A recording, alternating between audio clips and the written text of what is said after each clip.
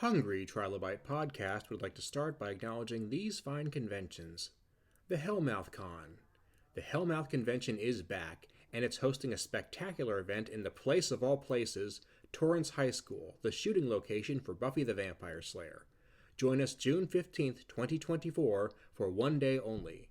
Proceeds benefit the Los Angeles LGBT Center and the Ron Glass Memorial Scholarship. Visit thehellmouth.org for details. SoonerCon 32.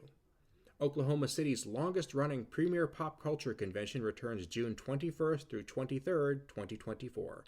Prepare for 3 days of cosplay, crafts, tabletop gaming, and legendary guests, all in the friendly town of Norman, Oklahoma. To give back to the community, fundraisers and a live charity auction will be held. Visit SoonerCon.com to reserve your membership. On tap today, we have Justin Koch. How you doing this fine evening? Hey, how you doing? I'm great. I'm doing fantastic. I would love to talk about this comic project you have here called the Secret Wizard Assault Team, hmm because I'm thinking from my audience, just the name alone is going to tickle some funny bones and gets people interested. So I would love to know how you came up with this concept. Uh, I was kind of mad at J.K. Rowling for so whatever she was tweeting at the time a couple years ago, and it just sort of came to me like the Secret Wizard Assault Team SWAT thing just sort of popped into my head, and it doesn't make a lot of sense. There's not a coherent explanation for how it happened, but I just started writing it, and it took on a life of its own and went from there. I It, like to think that's kind of where the best projects come from, when something just kind of seems to come out of nowhere once you get the ball rolling. yeah. Um, was did you collaborate with somebody else, did you not? Rachel Distler is the artist. Yes. Okay. She got hired. I don't know. I probably hired her when I was about 6 or 7 issues in. I've completed 36 issues at this point, so it's all sitting there ready for the artist. Uh, but yeah, her art style really complements it's the exact right amount of silly in there with it's clearly a comic style, but it's not so comic that it takes away from the seriousness of what's happening Mm-hmm. sometimes. Uh, yeah, so I was really happy with her work. When I saw her art, I was like, yes, this is who we need to get. Yeah. Uh, so it's been great. I mean, if I had to peg I mean, this is not the best analogy, but it's not so much comics books as you would see on the covers of Marvel and DC. It ventures a little more into the realm of what you might have seen in an old like comic detective strip, like you would have seen like a daily back in the day. It has Mhm. that kind of serious feel to it while still being something that gets you in the realm of fantasy. Yeah, I mean that's kind of exactly where it needs to be. It needs to be a little bit. I mean, obviously needs to be comic, but it is a little bit too serious to go. I'm blanking it. I don't know. Like the Scotty Young's Fairyland stuff. Is that's too comic, but it's also not a rule breaker thing where it's just true crime, right? So it's Mhm. got to ride that line, and I think we get there. So. Yeah. And from what I've seen, and granted that I've only kind of looked at the preview, but it's one of those cases where I feel like I'm kind of glad you said the thing about J.K. Rowling. Don't want to dwell on her too awful much, but the fact that you took something that is a massive, massive property, a huge IP that'll be with us for generations, and you said there's more to tell here. There's more to the story. I can put my own spin on it, because I know a lot of my friends, and I'm just going to speak for the ones I've talked to, is they could be like, I can't ever do something as big as Star Wars. I can't ever make my own Batman. And you're doing just that. You're saying, no, this is a concept that still has legs to it, and the person who did it last didn't do it best. Well, I want to be clear. This is a parody. I mean, it is intended Sure. in that fair use sense, right? So it's not a continuation of the Harry Potter universe, but it is sort of an idea. I mean, there's a lot of parody of uh, Harry Potter, especially at the beginning. But when that was sort of it grew out of it. I mean, it no longer it ends up being its own thing, but it definitely started out as a point for point, not point for point, but it definitely was sort of like what if Harry Potter was a busted down St. Louis detective kind of thing. Uh, Well, but yeah, no, okay, go ahead. I didn't mean to interrupt no, there. go ahead. Well, I was saying it might be a parody, but I mean, Ninja Turtle started off as a parody of various superheroes, not the least of which being Daredevil, and it very much found its own identity fairly early on. Like Yeah. that parody doesn't mean it can't be something more. No, no, it just means I can't get sued. So I wanted to be very clear about that. Fair, fair, yes. Oh, No, I yeah. don't want you to get sued. We do not want that. So yeah, no, it starts there, and I mean it basically, I mean, to some degree, like Larry and Mimi, the two heroes of the series, they're kind of meant to be every man millennials. You know what I mean? Like it Hmm. starts with a school shooting on the same date as Columbine, and it's kind of they're sort of metaphors for the millennial experience of everything going to shit. Uh, pardon my French, around them, uh, more or less when they hit adulthood, right? So, uh, it's designed sort of, and that's part of why it's a Harry Potter parody as well, is because those sort of define the millennial, experience to some degree. Like those, that was a major property for most millennials. Uh, Hmm. so it has a lot of power, both symbolically and as a thing to parody. So Sure, and credit where it's due, it really did kind of counter the millennial feeling of like the world kind of went to shit right before we had the power to do anything about it. And it yeah, kind of says, no, maybe you did have that power just a little bit hidden there. And that's a very powerful story. I mean, just to kind of walk a generation or two back, I mean, that's not dissimilar from Luke Skywalker being given his lightsaber, saying, no, no, we might be able to do something about this after all. yeah, that would be amazing if that was what people took away from it. It is. It's about to some degree being hopeful and being a good person in a world that's where it's really hard to be those things. Um, so like Larry and Mimi and the crew. So the crew is um pardon me. There's just for an example of what you're getting into. There's Hermes, who is 3,000 years old. He's senile and he just won't retire. There's Maybellina, who thinks she's a fake psychic, but she actually is a real psychic. She's just always attracted to the worst decision. And she's based off this woman I knew. I represented her in a criminal case, and she just had an unnatural talent for saying the exact worst thing at the exact worst time. I mean, like whatever was the worst possible thing to say at that moment to the cop or the judge, that's what popped out of her mouth. She had some sort of executive control thing where she clearly got the right answer.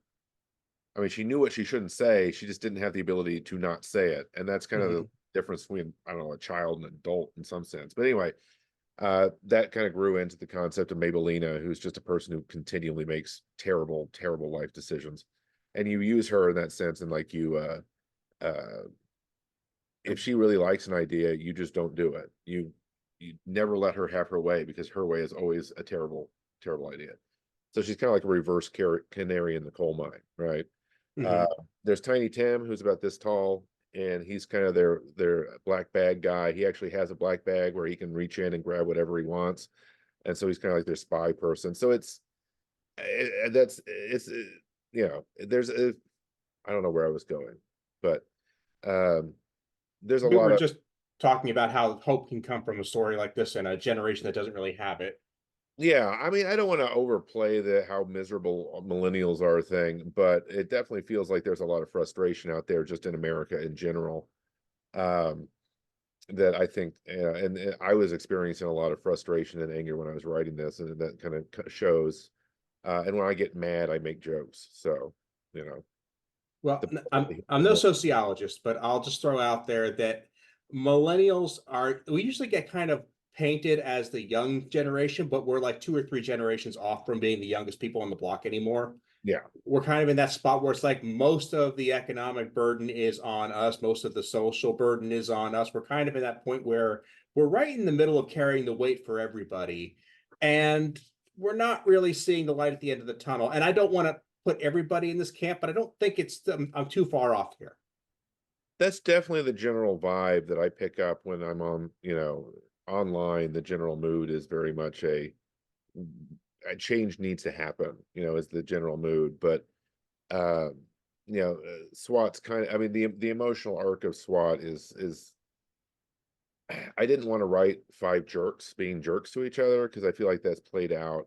Hmm. Uh, People are tired of that. They need something different. And so it was, they are all, for all their faults and ridiculousness, they do really care for each other and they are there for each other. Uh, in a way that, like, I don't know, in Always Sunny in Philadelphia or something like that, they're just not. They're too busy being jerks, uh, to a hilarious effect and all that. But that's not who I really wanted to write about. So It's funny you mentioned It's Always Sunny. The first place my head went was Seinfeld, which I adore, but is not a show about nice people. no, no. Larry David, I mean, I don't know what the line is between him just being himself and where he's being funny, but I kind of feel like he's probably one of those jerks. He's kind of a jerk in real life, probably to some degree. I mean, he's hilarious, but uh, I do wonder what he'd be like in person. And I say that because I'm of the belief that he was the guy really behind Seinfeld. You know what I mean? Hmm. Because Larry David went on to do Super Seinfeld for 20 years, and Seinfeld went on to do the B movie. So seems to me like, but probably shouldn't be crapping on Seinfeld. But yeah, I'm No, doing no, a lot of podcasts, man. So I'm, it's I, nothing. I I just appreciate you being here because it's one of those cases where I talk to so many people, but it's always a different conversation, and I always love how these different projects come out. Like for Mhm. example, you're just talking about, you're not a bunch of people. It's not a rude group of people. Is there something that you do draw on as inspiration for the kind of rapport you do want these people to have? Well, I differentiate between rude and being, I mean, like, they're not, they can be extremely, their sense of humor is pretty rough, right? I mean, Mhm. taller people in general tend to have, especially people in, like, cops and firefighters tend to have really morbid senses of humor sometimes, it seems to me. Mhm. So it's not that they're, all acting like they're in a job interview at all times, but it's more that, they're not the completely selfish people that you can see a lot in shows because it's easy to write drama around people that are, narcissists basically. Mhm. Uh, yeah. Like it So was a couple episodes back now, I had an artist on by the name of Jake Halligan who did a comic called Mest, which is about a worker in the sanitation system. no. And there was very much that whole appeal of it's this a civic duty. Takes a certain personality to perform this work, and yeah, it's morbid and gross and sometimes just downright scary. But if you have to have a sense that, hey, this has got to get done, and I'm going to roll up my sleeves, and that shows up in your personality. Yeah. I mean, they're very, when at this, yeah, they're frustrated, they're tired, but I mean, they do have a sense of sort of protection, at the same time. um, which is kind of the vibe I get from people who do that kind of work, is that they've got PTSD from all the stuff that they've seen.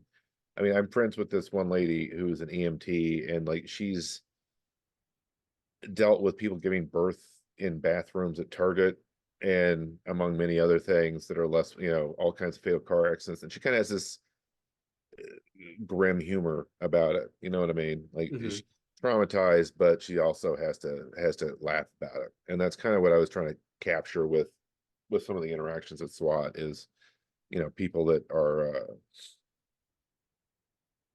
used to living in crisis, I guess. And that's their job, and how they deal with that, and deal with other people. Mm-hmm.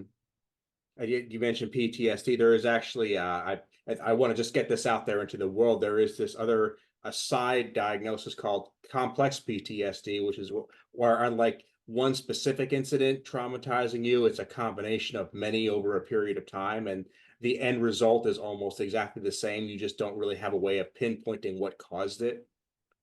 And Yeah, yeah, people yeah. in that scenario, sure. Well, in this case for them, I mean, it's 20 years of unrelenting monster fighting, basically. So there's not really a mystery where the PTSD Mhm. came from, but that's okay, right? But man, So yeah, what we're trying on Zoop is it's a crowdfunding thing. You haven't probably heard of it. I guess a lot of people haven't. But we're just looking, we're not even asking for money at this point. We just need email signups to show that there's interest in this concept. Um, and I feel like it's a when I tell people, a busted up St. Louis detective, they get it. That hasn't really translated into a whole lot of email signups yet, but yeah, but that's where we're at. Is if anybody listening to this could go and just put your email in to hear about it when it launches, that would be a huge favor for me. And I think once it's out there and you can see the pages like you have, it'll get traction. It's just So Zoop, you say? Mhm. ZOOP? Yeah, ZOP.GG. They're a comic specific Kickstarter, basically. There's kind of Okay. curated projects where it's not just anyone can show up. They've looked at it, they think it has potential. Uh, so it's definitely worth, if you're a comics fan, it's definitely worth looking into in general, not just for me, but for every project there is probably worth at least looking at. Uh, but it's substantially less popular than Kickstarter, and I guess it's been having I'm not the only person that kind of it's a bit of a slow starter sometimes, I guess. Uh, but yeah. So I will make sure I put the link to that in the website on my website, aaronbossick.com, in the show notes for this episode. Just got mhm. to give people a direct path right to that. I'm guessing that what the just taking email feature is one of those things, one of the reasons you're going to that platform. Well, it's it I like the fact that it was curated, and I'm kind of new to this, so I'm sort of cutting my teeth with this project, right? This is the first thing I've ever tried to launch. So I'm kind of approaching it like this is a big learning experience on how to do it better for the next time. Um, but yeah, no, I mean, Zoop's been lovely. I mean, it's a great website, and I think a lot of the projects there are really cool looking. So I'm happy to be there. Um, yeah, but Well, I'm glad you're trying it. I love innovation, and if they're giving you some flexibility, because that really is the rough part is getting that money in place and having the flexibility to use it the way you need it. I've had some people on the show complain about that very thing. mm, what does Kickstarter make you spend a certain amount on certain things, or No, but I've heard cases where because of the amount they take, and I don't know what Zoop's percentage is, so I really can't speak to that. yeah, But it becomes very difficult because they have to raise a certain amount just to have anything worth doing anything with. yeah, And then they get put themselves in a situation where, yeah, I raised $15,000, but I can't actually deliver because it all got spent on this and that, which became more expensive than I thought it would be. And yeah? You gotta. I mean, you definitely don't want to overpromise, but I mean, as long as the prices are basically there, and Mhm. you do need to take into account their cut, right? You need to take into account you got to pay the letter, you got to pay the artist, you got printing costs. But yeah, I mean, you could definitely end up having to dip into your own funds sometimes. But I mean, as long as you do the math right, I guess you would be okay mostly. But even if it just subsidizes the project to some degree, I guess that makes sense. And a lot of people go that route. Like as long as they can get Kickstarter to pay 70 to 80% of it, and they make up the difference just to get that out of the world and see how it reacts. Because you can always do a reprint. Yeah, yeah. I mean, there's that. I mean, the SWAT is out with it's I've submitted it to Image and Dark Horse and all these other people. We've had one publisher that was interested, but I kind of wasn't interested in them. So I think Mhm. ultimately it will be coming out. It would just be nice to get this. When you sit there and do the math, going, okay, 36 issues, 700 pages, 700 times the cost to make, it starts adding up really fast. I mean, you're looking at well over $100,000 to get the whole project done. So, uh, not going to be able to handle that myself, right? So I'm going to need some help. Yeah. It's part of what the Zoop campaign's about. Uh, yeah. Do you have a plan for what you kind of perks you could offer to make other tiers more interesting? Well, at this point, I think the main premium tier is that Rachel will be doing custom sketches of either the characters or whatever the person wants. So that will hopefully bring in some value there. Um, on the other, we probably need to take a look at some of the other trims as well. Like maybe I need to add another alternate cover in or something like that. But mostly it's just a digital copy of the comic or a print copy of the comic, would be the bread and butter of the campaign, I would assume. So uh yeah. And I guess you're going with regular floppies instead of a trade paperback because you're planning 36 issues. That is a lot of story. Yeah, this is, I mean, this campaign's only for the first issue, right? So it would just be a 21 page, 22 page floppy. Um, and then we'd come back for they thought it was probably a pretty bad. I mean, it would be almost impossible to launch like a 6 issue thing on Zoop for a completely unknown writer and an unknown property. No, it would just be really hard to get the amount of money you would need to do that. So they wanted to concentrate on one issue at a time, for sure. And that's fair. And it's an easy way to get in to a story. It's less risk for the reader. I always Yeah. encourage people, hey, try the first issue. Try just getting a preview and seeing if you like it. Because when you go to the comic shop, especially when you browse the independent section, there are so many really cool ideas, and it's just hard to get the reader to put it in their hand and give it a shot and take it home. So Yeah, I mean, that I do have. I mean, it's true with the indie comic scene. You can basically, I mean, I've been burned a couple of times where I really just didn't like what I saw, but you're pretty safe on just picking anything off the shelf and giving it a shot. I mean, you probably be that upset, it's probably pretty good actually. That's part of why I started writing comics. Is I got Harrow County by Cullen Bunn, and I was just sitting there like blown away. And I just transitioned from writing novels into comics because it just fit. Um, it's a lot of fun to write comics, whereas I feel like writing a novel is more like trying to dig your own pool. It's just endless. Um, in there. and then the audience, I feel like I finally found the audience that was going to appreciate what I was doing because I was a little bit too unhinged for genre fiction, I guess, but too genre for literary fiction, that kind of thing. So this really is the perfect space for me, I think.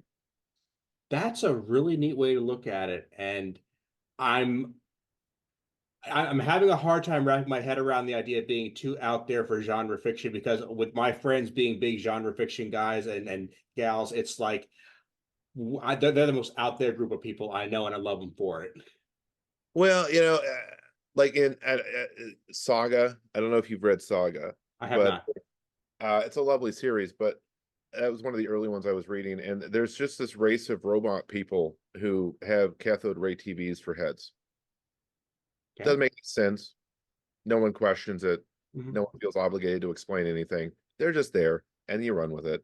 And that was I really enjoy that. And I mean, it's comics are definitely way more unhinged than genre fiction, I think. I mean, in your ability to just roll with crazy concepts with minimal explanation. I feel like comics are way more open to that than genre fiction, where somebody's gonna be like, "Why didn't you fly an eagle to Mordor?" Or something like that. I think comic people in general aren't like that. So that was a fun thing for me. Or that was an attractive aspect of it to me. Is it just let me kind of get as weird as I wanted, without worrying about it. Well, Like, only having. I'm sorry. Go ahead. well, for instance, like one of the villains in one of the later arcs is Count von Zollen, who is a goblin accountant pirate who sails around and audits you to take your stuff. And by That's audit, funny. yeah. And so but that's the kind of thing that you'd have a hard time doing I think in a piece of genre fiction. You couldn't just throw that guy in there. Unless, yeah. So, and there's so much stuff you can just if the artist can draw it, they could convey 10,000 words of exposition in a single page, right? Like concepts that would be so hard to write become immediately obvious once the artist can just draw it. And which is another thing I really like about comics as well. I think I used to get bogged down in stuff that just didn't really. I just needed to be into comics where I didn't have to constantly try to explain what I was doing. That makes sense. Uh, Sure. yeah. And I was just thinking, with comics especially, most of the really good ones didn't have the luxury of fleshing out and explaining things to build a world. They had to just get right to the meat and potatoes because they had 22 pages at best to sell that story. And like even Superman, for example, it was months and months before they said, hey, maybe we should talk about where this guy came from or how things work in his world. It's like, no, let's just tell the story about the guy who has tights and beats people up. That's all we have time for like 2 years. Yeah, that's another aspect I like about comics is that it's on a completely open imaginatively, but it's also you got 22 pages, you got to get something done, and that is you're on an extremely tight deadline at all times. So it's like it's structured and unstructured at the same time, and that just lets for me that's where a lot of creative fun happens is when you're bouncing around trying to get the story told in 21 pages. Like you can um write a whole page and then you have 7 panels. That's too many panels. Do I need this panel? Do I need that panel? Can I combine these panels? And that might sound boring, but it's actually I enjoy it, right? um it forces you to just have a purity of purpose and message, uh where you can't have any fat on it, or it falls apart. um so that's been fun for me. I mean, I really enjoy. I hate. I think that bad writing starts with vagueness and irrelevancy, right? It's when you wander off into things that don't really matter. That's sort of usually where bad writing starts. And comics just don't let you do that. You don't have the time to be vague. You don't have the time to be irrelevant. Put in stuff that doesn't make any sense or it doesn't matter to the story because you don't have enough pages, right? So it's sort of a disciplinary measure, just having that limited number of pages. It forces you to be better, I think. So It's funny you mentioned the idea of combining panels and seeing if there's enough space for the story. I did a lot of research and listened to a lot of professional comic book writers who are very, very experienced, and they would sometimes talk about how a lot of times they would provide a quote unquote a script for the illustrator to plan out the art and the pacing, and sometimes they would just provide the text and let the artist do what they wanted to do because that some stories called for that and some did not. And there's like there at first they start off with a strong preference of one method over the other, and sometimes like you just got to go with what the story needs. I yeah, I mean, I'm pretty loose with. I guess I view the panel description stuff as basically me giving the writer or the artist a creative prompt. Like I am not going to be like the TV needs to be 5 feet away.